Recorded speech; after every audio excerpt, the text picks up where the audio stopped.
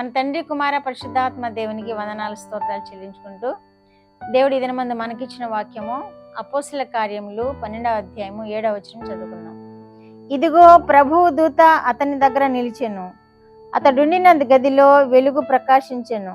దూత పేతురు ప్రక్కను తట్టి త్వరగా లెమ్మని చెప్పి అతని లేపగా సంకెళ్ళు అతని చేతుల నుండి ఊడిపడెను. దేవుడి వాక్యం ద్వారా మనల్ని దీవించును గాక. పేతురుని చెరసాలలో బంధించడం జరిగింది. అతను బోధ చేస్తున్నాడు, దేవుని యేసుక్రీస్తుని ప్రకటిస్తున్నాడు, కొత్త బోధ చేస్తున్నాడు అని చెరసాలలో పెట్టి బంధిస్తారు.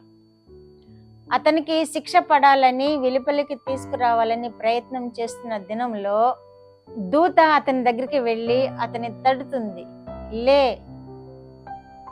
అని తడుతుంది. నీ వస్త్రం తీసుకో అని తడుతుంది, లేపుతుంది, చేతికి పట్టుకుని లేపి గుమ్మాల దగ్గరికి నడిపిస్తుంది. ఒకటో గేటు, రెండో గేటు, మూడో గేటు దగ్గరికి నడిపిస్తుంది. ఇది ఎందుకు జరిగింది అంటే ఆయనను పేతురుని చెరసాలలో ఉంచినప్పటి నుండి సంఘము అత్యాశక్తితో ప్రార్థన చేస్తుండెను అని వాక్యం తెలియజేయబడుతుంది. క్రైస్తవులను హింసించడానికి క్రైస్తవులుగా మారుస్తున్నాడు అని ఇతన్ని పట్టుకొని చెరసాలలో బంధించినప్పుడు ఆ క్రైస్తవులుగా మార్చబడిన క్రీస్తుని ఎరిగిన వారు, వీరి బోధలకు యేసుక్రీస్తుని అంగీకరించిన వారు సంఘముగా కూడి విస్తారముగా ప్రార్థనలు చేశారు. విస్తారముగా ఆయన చెరసాలలో బంధించిన నాటి నుండి విస్తారముగా ప్రార్థనలు చేస్తున్నారు. ప్రార్థన చేసినప్పుడు దేవుడు దూతను పంపించి ఆయన సంకెళ్ళని విడిపింపజేస్తాడు. ఆయన వస్త్రమును వేసుకొని ఆయన చేయి పట్టుకొని మొదటి గేటు, రెండో గేటు, మూడో గేటు దాటించే వరకు దూత కావలి ఉంటాడు. అక్కడ దూత నడిపిస్తాడు. ఎంత భాగ్యం అది. ఇక్కడ ఈ విధంగా జరగడానికి కారణం ఏంటి అంటే సంఘము అత్యాశక్తితో ప్రార్థన చేసినప్పుడు. కనుక మన ప్రార్థనలు దేవుడు ఎంతగా లెక్కిస్తూ ఉంటాడో మనకి ఈ వాక్యం ద్వారా అర్థమవుతుంది.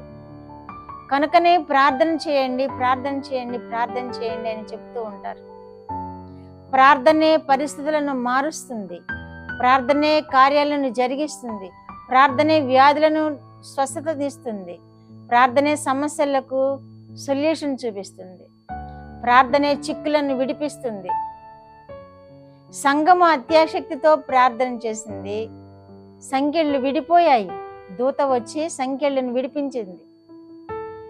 దేవుడే దూతను పంపించాడు. అది ఎంత భాగ్యము. మనము కూడా ఏదైనా చెరసాల వంటి ఇబ్బందుల్లో ఉన్నప్పుడు మనం ప్రార్థన చేయాలి, మన తోటి వారితో ప్రార్థన చేయించాలి, సంఘంతో ప్రార్థన చేయించాలి. అప్పుడు దేవుడు మన దగ్గర కూడా దూతను పంపించి ఆ సమస్య వంటి చెరసాల నుండి, సంఖ్యల నుండి మనల్ని విడిపిస్తాడు. ఆ ఇబ్బంది అనే సంఖ్యలను విడిపిస్తాడు. మనము ప్రార్థన చేయాలి, సంఘము అత్యాశక్తితో ప్రార్థన చేయాలి, మన బంధువులకు, మన మిత్రులకు ప్రార్థన అవసరత తెలియచేయాలి, వారితో కూడా ప్రార్థనలు చేయించాలి. ఇంత గొప్ప కార్యములు జరిగిస్తూ ఉంటాడు దేవుడు ప్రార్థన వలన. మా జీవితంలో కూడా అనేక అనుభవాలు ఉన్నాయి ప్రార్థన వల్ల. ఏదైనా చిక్కు సమస్య వచ్చినప్పుడు, సంఘ బిడ్డలకు కూడా చిక్కు సమస్య వచ్చినప్పుడు 3 దినాలు వాళ్ళ ఇళ్లలో ప్రార్థన చేసినప్పుడు దేవుడు అద్భుత రీతిగా విడుదల కలుగు చేశాడు. మా కుటుంబంలో కూడా అవసరత నిమిత్తము ఏదైనా సమస్య కనులెదుట కనబడినప్పుడు 3 దినాలు మందిరంలో చేరి ప్రార్థన చేస్తే దేవుడు అద్భుత రీతిగా సమస్యలను సాల్వ్ చేస్తాడు. ప్రమాదాల నుండి తప్పించాడు, ప్రాణాపాయాలను తప్పించాడు, అనేకమైన అద్భుత కార్యాలు జరిగించాడు. కనుక ప్రార్థన చేయండి. ప్రార్థన వలననే మన సమస్యలన్నీ పోతాయి. సంఘము అత్యాశక్తితో ప్రార్థన చేయాలి. సంఘంలో ఎవరైనా ఇబ్బందిగా ఉన్నారు అంటే సంఘం అంతా ఏకమై ప్రార్థన చేయాలి. అప్పుడు దేవుడు వారి ఇబ్బందులను తొలగించడానికి దూతను పంపుతాడు, వారి ఆపదల నుండి తప్పిస్తాడు, క్షేమస్థితిలోనికి నడిపిస్తాడు, క్షేమంగా సంతోషంగా ఉండేటట్లు దేవుడు చేస్తాడు. ఆయన బిడ్డలను విడిచిపెట్టాడు, మన ప్రార్థనలు నిరాకరించాడు దేవుడు. మన ప్రార్థనలు వేపే కదా నా చెవులు నిత్యము చెవులు ఒగ్గి ఉన్నాను అని తెలియజేస్తున్నాడు వాక్యంలో. కనుక మనం ప్రార్థన చేద్దాము. సమస్యల్లో ఉన్న వారి కొరకు ప్రార్థన చేద్దాము. యెరూషలేం ఇజ్రాయెల్ దేశం కొరకు ప్రార్థన చేశాము ఎంతగానో. అలాగే మణిపూర్ ప్రజల కొరకు ప్రార్థన చేస్తున్నాము. క్రైస్తవ దేశాల్లో సమస్యల కొరకు ప్రార్థన చేస్తున్నాము.